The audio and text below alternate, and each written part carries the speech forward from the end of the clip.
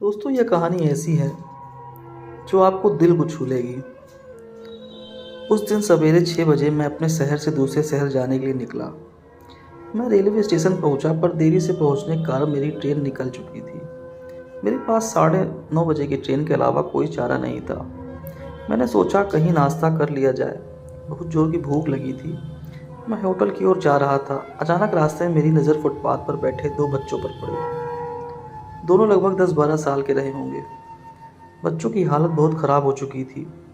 कमज़ोरी के कारण अस्थि पिंजर साफ दिखाई दे रहे थे। वे भूखे लग रहे थे। छोटा बच्चा बड़े को खाने के बारे में कह रहा था। बड़ा उसे चुप कराने की कोशिश कर रहा था। मैं अचानक रुक गया। दौड़ती भागती ज़िंदगी में यह ठहर से गए। जीवन को देख मेरा मन भर आया। सोचा इन्हें कुछ पैसे दे दिए जाएं। मैंने उन्हें 10 रुपये देकर आगे बढ़ गया।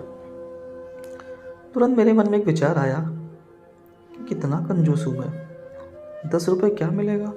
चाय तक ढंग से नहीं मिलेगी। स्वयं पर शर्म आई, फिर वापस लौटा। मैंने बच्चों से कहा, कुछ खाओगे? बच्चे थोड़े असमंजस में पड़े। मैंने कहा, बेटा मैं नाश्ता करने जा रहा हूँ, तुम भी कर लो। वे दोनों भूख के कारण तैयार हो गए।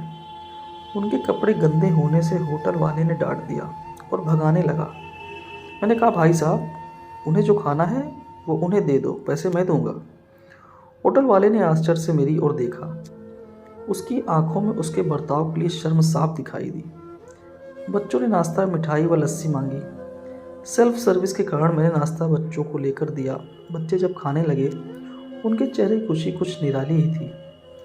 मैंने बच्चों को कहा, बेटा अब जो मैंने तुम्हें पैसे दिए हैं उसमें 1 रुपये का शैम्पू लेकर हैंडपम्प के पास नहा लेना और फिर दोपहर शाम का खाना पास के मंदिर में चलने वाले लंगर में खा लेना। और मैं नाश्ते के पैसे देकर फिर अपनी दौड़ती दिनचर्या की ओर बढ़ निकला। वहाँ आसपास के लोग बड़े सम्मान के साथ देख रहे थे। होटल वाले के शब्द आदर में परिवर्तित हो चुके थे। मैं स्टेशन की ओर निकला। थोड़ा मन भारी लग रहा था। मन थोड़ा उनके बारे में सोचकर दुखी हो रहा था। रास्ते में मंदिर आया। मैंने मंदिर की ओर देखा और कहा, हे भगवान, आप कहाँ हो?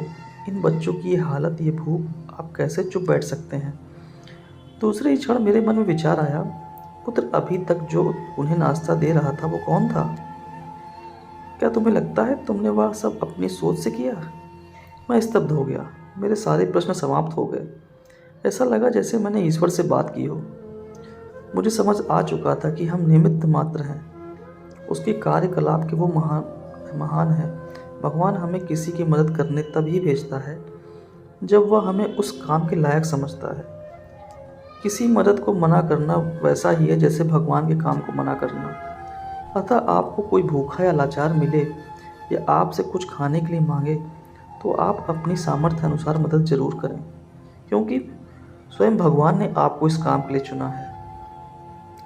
इसी संकल्प के साथ कि भिक्षावृत्ति को हम बढ़ावा ना दें, लेकिन अशक्त, लाचार और भूखे की मदद हम ज़रूर करें। ईश्वर से प्रार्थना हमें सद्बुद्धि प्रदान करे और हमें इस लायक बनाए। हम बदलेंगे, युग बदलेगा। हम सुधरेंगे, युग सुधरेगा। पहले आप अपने आप को सुधारें। आओ यारो, मिलजुल कर हम मानवता का रूप निखारें।